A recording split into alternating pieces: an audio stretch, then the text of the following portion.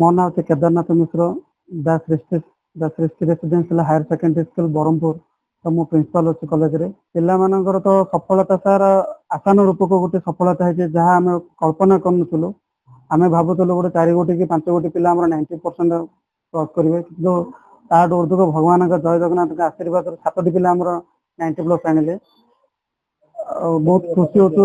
ଏଇ ପିଲାମାନେ ଯୋଉ ମାର୍କ ଆଣିଛନ୍ତି ସେମାନଙ୍କର 10th ରେ 90% ନଥିଲା। ଏମିତି ବି କେତେ ପିଲା ଅଛନ୍ତି ଯୋଉମାନେ 43% ଆଣିଥିଲେ 10th ରେ, ସେ ବର୍ତ୍ତମାନ 565 ମାର୍କ ଆଣିଛନ୍ତି। ଆହୁରି ଗୋଟେ ପିଲା ଏମିତି 367 ମାର୍କ ଆଣିଥିଲା, ସେ ବର୍ତ୍ତମାନ 79% ଆଣିଛନ୍ତି।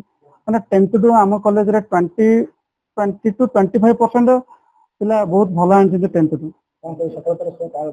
ସଫଳତାର ଶ୍ରେୟ ଆମର ସୃଷ୍ଟି କଲେଜର ମ୍ୟାନେଜମେଣ୍ଟ ଆଉ ମୋହର ଯେତିକି କଲିଗ ଅଛନ୍ତି, like teaching staff, non teaching staff, ମାନେ ମୋଠୁ ବୟସରେ ବହୁତ ବଡ଼ ବି ଅଛନ୍ତି। ଏଠି ଆମର ରିଟାୟାର୍ଡ ଟିଚର ବି ଅଛନ୍ତି, ଫିଜିକ୍ସ ଟିଚର, କେମିଷ୍ଟ୍ରି ଟିଚର, ସମସ୍ତେ ଅକ୍ଳାନ୍ତ ପରିଶ୍ରମ କରୁଛନ୍ତି।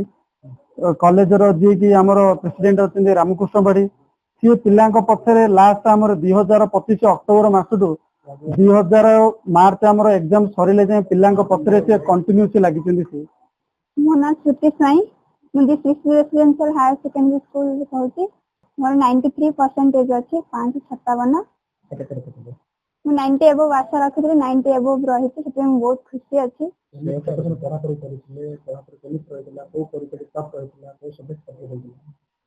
ସବୁଠୁ ଭଲ ସବଜେକ୍ଟ ଥିଲା ମାନେ ଫିଜିକ୍ସ ଆଉ math to math 9 to 10 hour ପାଠ ପଢୁଥିଲି। ନୋଟ୍ସ ବୁକ୍ସ ଥୋରୋଲି ପଢୁଥିଲି ଆଉ ନ୍ୟୁମେରିକାଲ୍ସ ବହୁତ ଭଲ ପଢୁଥିଲି। ମୋ ପ୍ୟାରେଣ୍ଟସ୍, ବାବା, ମମି, ଭାଇ ଆଉ ସୃଷ୍ଟି କଲେଜର ମ୍ୟାନେଜମେଣ୍ଟ, ସବୁ ଟିଚିଂ ଆଣ୍ଡ ନନ୍ ଟିଚିଂ ଷ୍ଟାଫକୁ ଦେବାକୁ ଚାହୁଁଛି।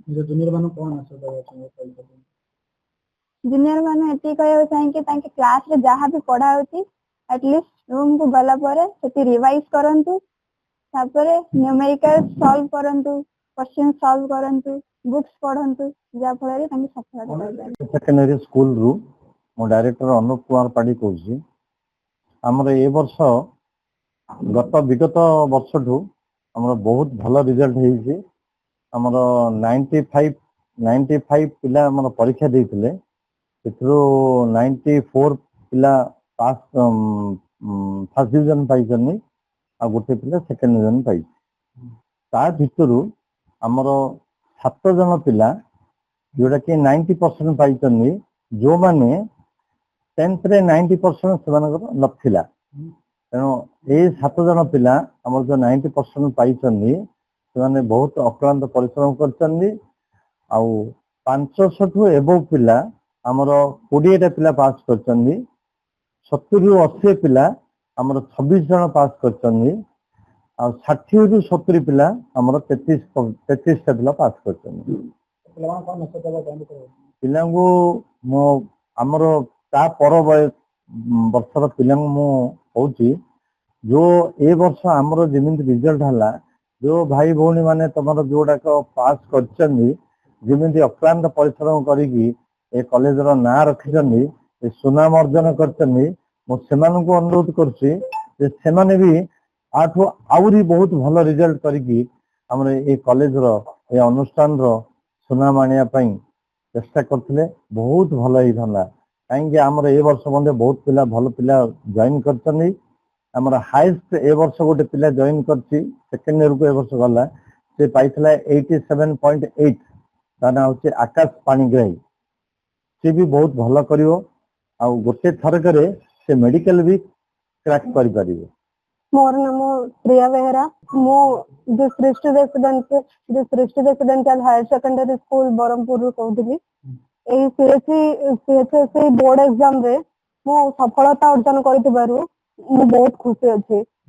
ଆଉ ମୋର +2 ରେ ରହିଛି 572, 95.33%।